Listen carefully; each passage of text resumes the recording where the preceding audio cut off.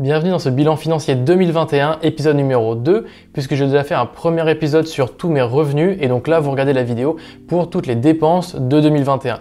Donc on va rentrer directement dans le vif du sujet avec combien est-ce que j'ai dépensé en 2021 sur l'année entière, un petit peu toutes les catégories confondues. Donc je les ai regroupées justement par pôle d'activité. Donc la première grosse dépense de 2021, ça va être mes dépenses de manière générale, c'est-à-dire qu'en fait pour vivre, combien est-ce que j'ai dépensé pour vivre? J'ai dépensé à peu près 21 500 euros dans l'année, donc ce qui correspond à une moyenne de 1780 euros par mois.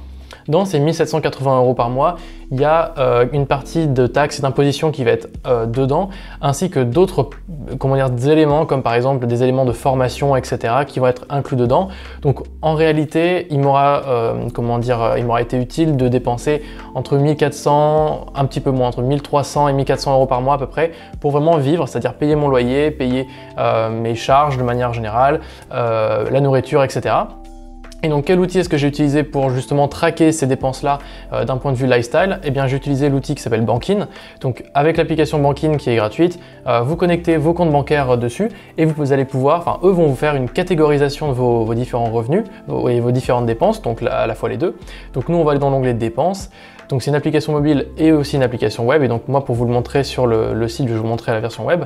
Et donc dessus on peut voir que pour le mois de janvier 2021, après en ayant fait un petit tri sur mes dépenses, là on se retrouve avec un mois de janvier où là j'ai dépensé 2250 euros. À savoir que justement dans ces 2250 euros, c'est un mois qui est un petit peu exceptionnel, puisque dedans, dans la partie logement, j'ai eu une grosse dépense qui était un achat chez But, et en fait c'était simplement de l'ameublement pour aménager mon premier appartement que j'avais acheté. Donc ça du coup c'est pas réellement une dépense que j'ai besoin de faire, mais que j'ai quand même faite du coup au cours de 2021. Et donc comme ça on peut voir l'évolution mois par mois de mes dépenses. Donc en janvier j'ai dépensé 2200, en février 760, donc là c'est l'effet confinement Covid. Ensuite en mars 950, pareil, effet confinement, effet Covid, je sortais pas, je faisais rien. Avril 1415, mai 1700, juin 2000, juillet 2900, donc là il y a eu un gros mois. Là c'est l'effet justement déconfinement, c'est l'effet inverse. Donc là on peut voir que la partie supermarché a vachement évolué. Il y a aussi la partie alimentation qui a aussi augmenté, donc avec des sorties.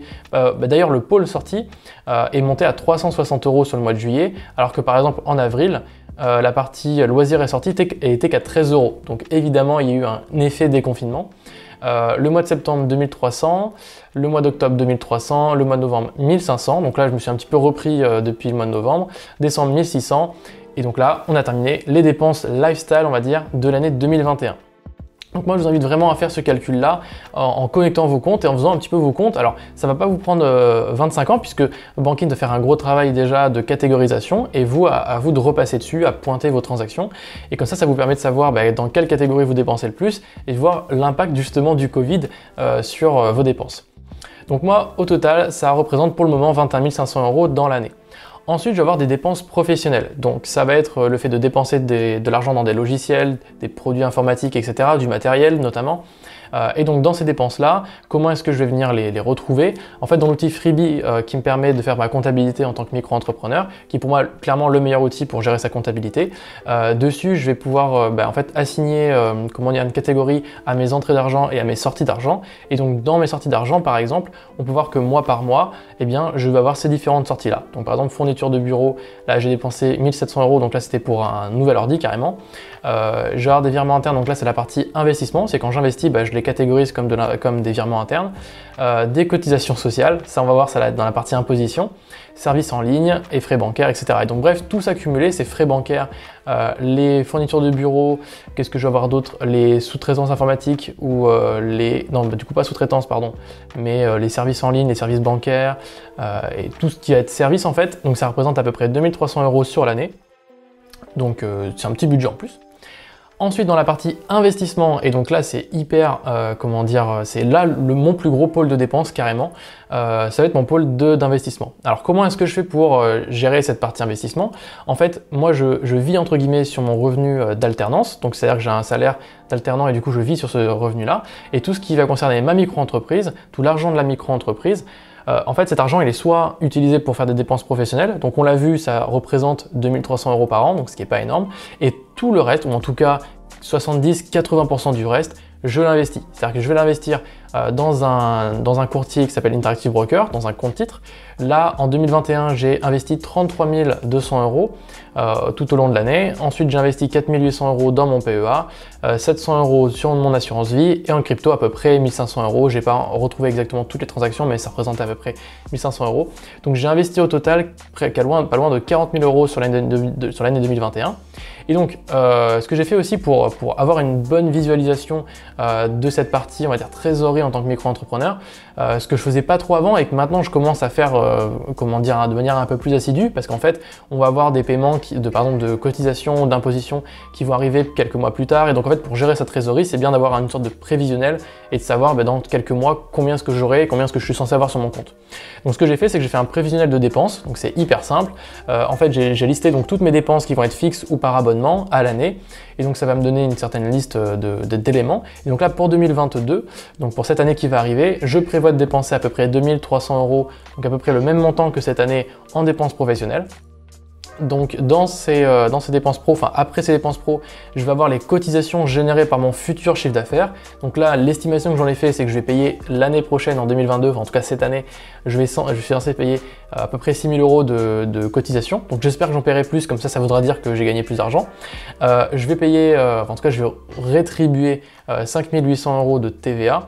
Et donc ça représenterait 12 000 euros donc à donner à l'État, entre guillemets. Et ensuite, je prévois, donc toujours sur mon plan d'investissement, de continuer à investir 2500 euros sur mon compte titre, vers mon compte titre. Donc ça représente 30 000 euros sur l'année.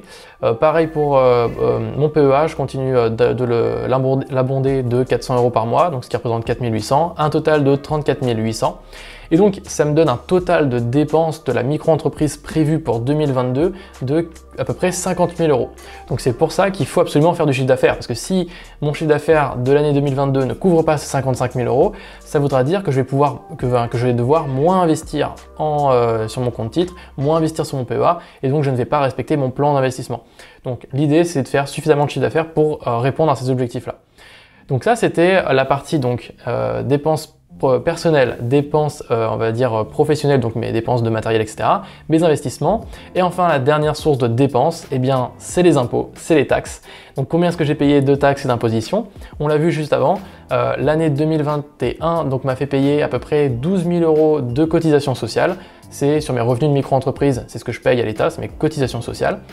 Pour ma micro-entreprise, je dois payer la CFE, la cotisation foncière aux entreprises, qui représentait à peu près 400 euros. Ensuite, j'ai dû payer la taxe foncière, donc ça c'est lié à l'appartement que j'ai acheté fin 2020, et donc ça, le fait que je sois propriétaire de l'appartement, eh bien je dois payer une taxe, qui est la taxe foncière, et donc là j'ai dû payer 468 euros. La taxe d'habitation, donc parce que moi je suis locataire sur Bordeaux, là je ne l'ai pas payé, c'est-à-dire qu'il y a eu une réforme en 2021 qui a fait que je ne vais rien payer, donc ça c'est plutôt cool, bonne nouvelle. Et enfin, l'impôt sur le revenu généré par l'année 2020 m'aura coûté 1 000 euros d'imposition. Donc j'ai dû payer 1 000 euros en 2021 d'imposition. Donc ce qui nous emmène à un total final de dépenses sur l'année 2021 de 75 000 euros au total. Donc ce qui est énorme, c'est une grosse dépense. Et comme vous l'avez sûrement vu, si vous ne l'avez pas vu, je vous invite à voir ma vidéo qui vous détaille la liste de tous mes revenus en 2021. Donc ça m'aura fait un total de 87 600 euros à peu près de revenus bruts pour 75 000 euros de dépenses. Donc on peut voir que le delta, en fait, c'est simplement l'épargne que j'ai gagnée. C'est-à-dire que c'est vraiment de l'épargne brute. C'est de l'épargne qui a été placée sur des comptes bancaires ou sur des livrets. Cette différence-là, c'est l'épargne que j'ai placée à ce niveau-là. Alors bien sûr, dans ces 75 000 euros, c'est pas 75 000 euros de dépenses qui sont partis en fumée et qui sont partis loin.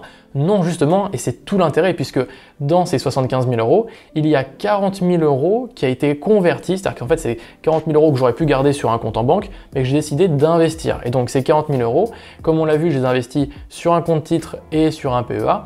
Et donc en attendant, eh bien, avec les intérêts composés ou simplement avec des placements ou des revenus à dividendes par exemple, eh bien l'idée c'est que ces revenus-là vont me générer du rendement, des intérêts et des revenus. Alors évidemment, ça va pas en 2-3 ans faire x2, x4 et loin de là.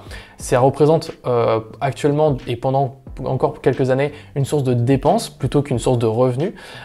Mais moi je fais l'effort de vouloir gagner beaucoup de sous pour pouvoir beaucoup les investir pour que ça ait un effet, un effet boule de neige d'ici 5, 10, 15, 20 ans pour ensuite avoir des sources de revenus qui vont être diverses et variées et surtout un gros patrimoine. Donc voilà, j'espère que cette petite vidéo un petit peu longue sur la liste de toutes mes dépenses en 2021 vous aura plu. Si vous avez des questions, ça se passe dans l'espace commentaire. N'hésitez pas donc à vous abonner à la chaîne, à mettre un petit like pour supporter écouter la chaîne et d'aller voir ma vidéo qui liste donc tous mes revenus. Je pense que ça pourrait vous intéresser et vous donner quelques idées si vous aussi vous voulez vous lancer. Je vous dis à très bientôt, c'était Axel, ciao.